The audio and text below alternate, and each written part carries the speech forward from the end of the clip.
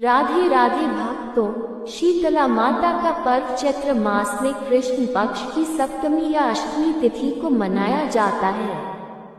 शीतला माता अपने भक्तों के तन मन को शीतल कर देती है तथा समस्त प्रकार के तापों का नाश करती है।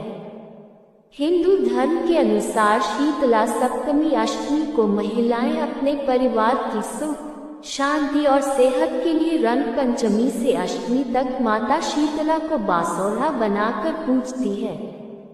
माता शीतला को बासोड़ा में कड़ी चावल, चने की दाल, हलवा, बिना नमक की पूरी आदि चढ़ावे के एक दिन पूर्व रात्रि में बना ले जाता है तथा अगले दिन यह बासी प्रसाद माता शीतला को चढ़ाया जाता है। पूजा करने के पश्चात महिलाएं बासोड़ा का प्रसाद अपने परिवारों में बांटकर सभी के साथ मिलजुल कर बासी भोजन ग्रहण करके माता शीतला का आशीर्वाद प्राप्त करते हैं। शीतला माता पर्व दूसरे नामों से जैसे बसोड़ा या बसियोरा से भी जाना जाता है। पौराणिक तथा वैज्ञानिक मान्यता के अनुसार शीतलाष्टमी और मां शीतला की महत्ता का उल्लेख हिंदू ग्रंथ स्कंद पुराण में बताया गया है। ये दिन देवी शीतला को समर्पित है। हिंदू पौराणिक कथाओं के अनुसार शीतला माता चेचक, खसरा आदि की देवी के रूप में पूजी जाती है। इन्हें शक्ति के दो स्वरूप देवी दुर्गा और देवी पार्वती के अवतार के रूप में जाना जाता है। इस दिन लोग मां शीतला का पूजन करते हैं ताकि उनके बच्चे और परिवार वाले इस तरह की बीमारियों से बचे रह सके। शीतला माता के नाम से ही स्पष्ट होता है कि यह किसी भी समस्या से राहत देने में मदद करती है। माना जाता है यदि किसी बच्चे को इस तरह की बीमारी हो जाए तो उन्हें मां शीतला का पूजन करना चाहिए। इससे बीमारी में राहत मिलती है और समस्या जल्दी ठीक होती है। शीतला अष्टमी के दिन मां शीतला का विधिवत पूजन करने से घर में कोई बीमारी नहीं रहती और परिवार निरोग रहता है। मां शीतला यह व्रत वास्तव में यह एक वैज्ञानिक पर्व है। इस दिन से गर्मी की विधिवत शुरुआत होती है। यह त्योहार सांकेतिक रूप से यह बताता है कि इस दिन के बाद से बासी आहार ग्रहण नहीं करना चाहिए, गर्म पानी से नहीं नहाना चाहिए, शीतल भोजन ग्रहण करना चाहिए। माना जाता है कि चैत्र महीने से जब गर्मी प्रारंभ हो जाती है तो शरीर में अनेक प्रकार के पित्त विकार भी प्रारंभ हो जाते हैं। अतः इस समय मनुष्य को चेचक के रोगों से बचाने का शीतला सप्तमी और शीतलाष्टमी व्रत करने का चलन प्राचीन काल से चला आ रहा व्रत है। आयुर्वेद की भाषा में चेचक का ही नाम शीतला कहा गया है। अतः इस उपासना से शारीरिक शुद्ध, मानसिक पवित्रता और खान पान की सावधानियों का संदेश मिलता है।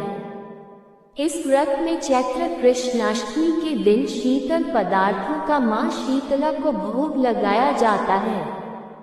चेचक, गलघोटूत, बड़ी माता, छोटी माता, तीव्र दाग, दुर्गंधयुक्त फोड़े, नेत्र रोग और शीतल जनित सभी प्रकार के दोष शीतला माता की आराधना पूजा से दूर हो जाएं, ऐसी प्रार्थना की जाती है। इस पूजन में शीतल जल और बासी भोजन का भोग लगाने का विधान है। शीतल जनित व्याधि से पीड़ितों के लिए यह व्रत हितकारी है। यह व्रत जहां मनुष्य को आध्यात्मिक रूप से मजबूत करता है, वहीं शारीरिक और मानसिक रोगों को दूर करना भी इसका उद्देश्य होता है।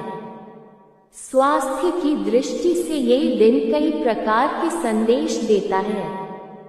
इस संबंध में पौराणिक कथा के अनुसार एक बार की बात है, प्रतापनगर में गांववासी शीतला माता की पूजा अर्चना कर रहे थे और पूजा के दौरान गांव वालों ने गरिष्ठ का प्रसाद माता शीतला को प्रसाद रूप में चढ़ाया।